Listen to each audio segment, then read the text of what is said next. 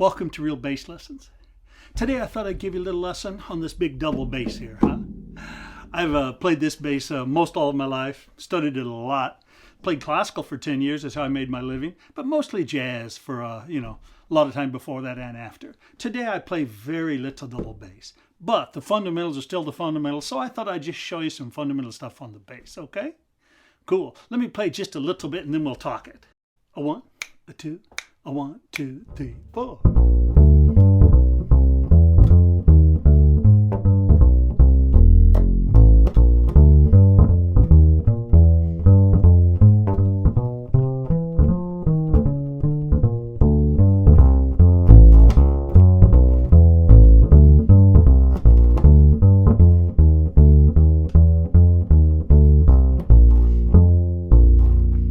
Cool.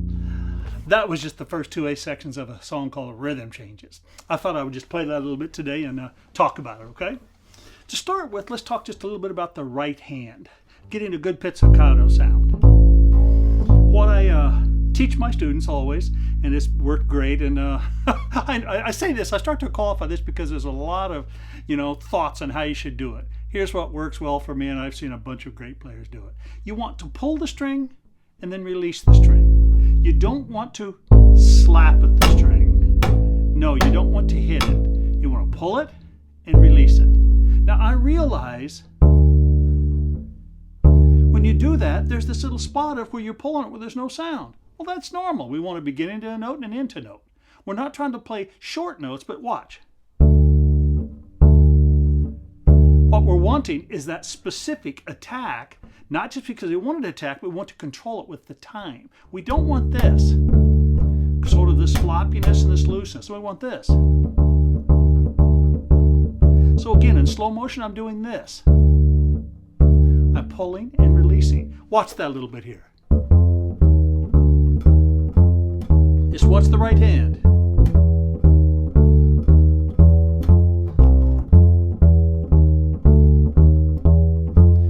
See that? Slow motion again. Watch this. I'm not releasing it. Yeah, I'm pulling it, and then I control where I release it. And of course, keep your hands nice and close here. Don't be getting none of this flippy-floppy stuff going on. Pull and release. So how do you practice that? Just practice 4 notes in each string, because it feels different everywhere that you do that. Like this. 1, 2, 3. Let's do 8 notes. Next string.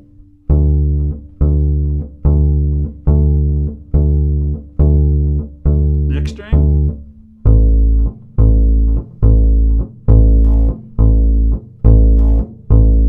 And the low one.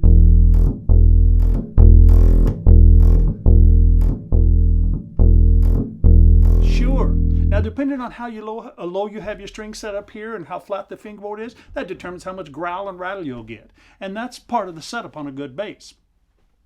Now again, notice though that I didn't do, I wasn't hurrying to get back to my next string. No, I just relaxed. Sure. Let it ring and get it staying there. Keep your hand, again, I said close. Obviously the thumb's anchored right back here. Now again, I know there's lots of other ways to do it, but this works perfectly when I've taught people. Okay? And you want to strive for consistency. Obviously that's the trick. Watch this again.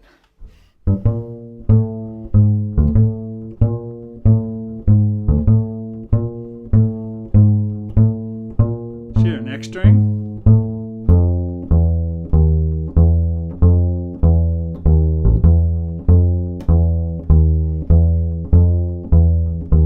Next string.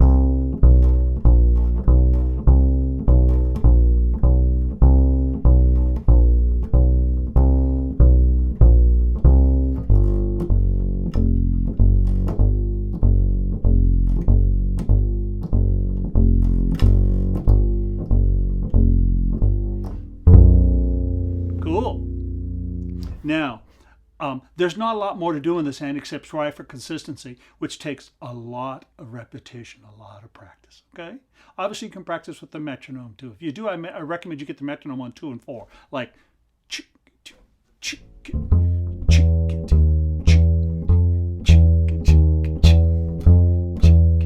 cool.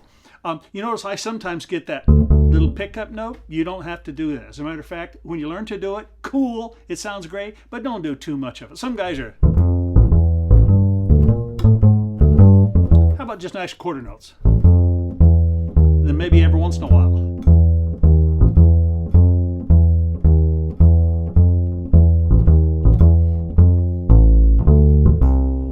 Sure. Now, let's go to the left hand here. Obviously, there's lots of great technique books about what to practice, but the fundamental is put the fingers down in the right spots, keep the fingers down behind you. Don't be doing this kind of stuff. Don't get way off the fingerboard. Keep them nice and close. Keep the fingers curled, and then it's just a matter of learning to stretch. I know people say, Jim, it's so hard. Well, guess what? You got to do it a lot.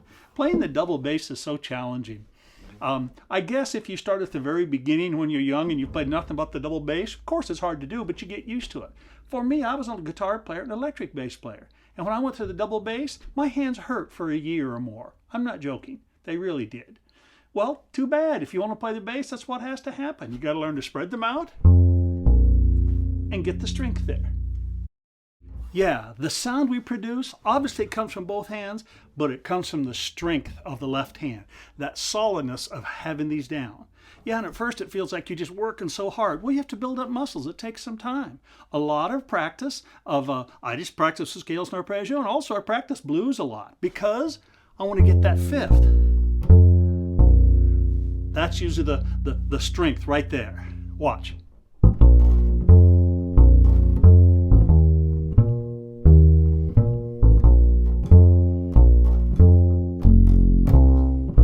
Blues and B flat.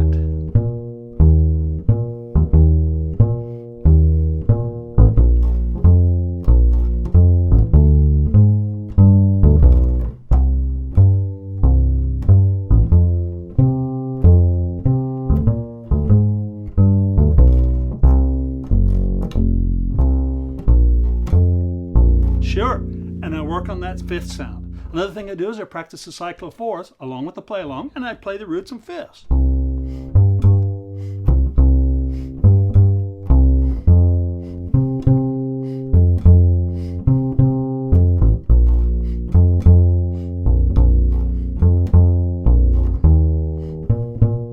Sure, here's where it gets challenging.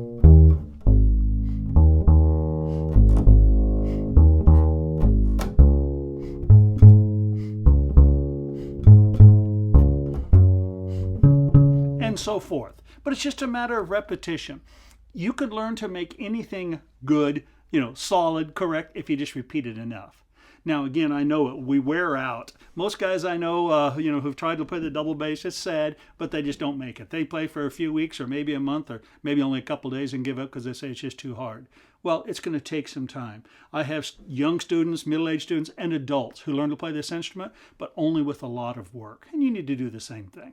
Okay, let me play a little bit again there. I'm going to play with my little drum machine here now and just watch the hand position and some of this hand here and just watch how it works, okay?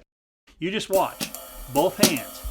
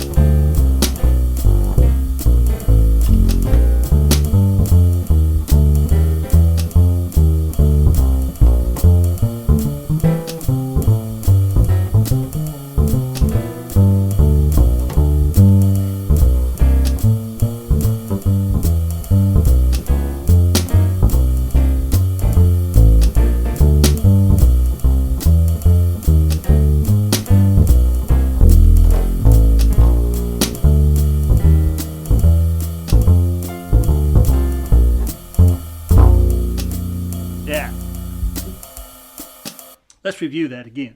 Pull with the right hand and release. Pull, release. Don't hit the bass. Matter of fact, people get all sorts of blisters and kind of put pictures of them up on the web going, hey, look at how cool I am, I'm practicing a ton. Well, you're practicing wrong if you're getting tons of blisters. You're simply hitting the bass too hard and too much. You want to pull and release, pull and release. Okay? You watch great players play and you go, my God, their hands are barely moving. Yeah, it's because they're not wasting energy and they're not hitting real hard.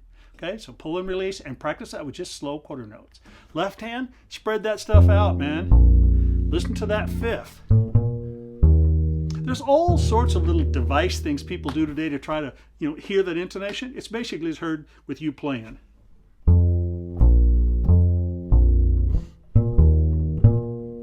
Sure, you can make a little play along for yourself on your electric bass because hopefully it's in tune. And then just play along with it if you want to adjust your intonation. I'm doing the cyclo force.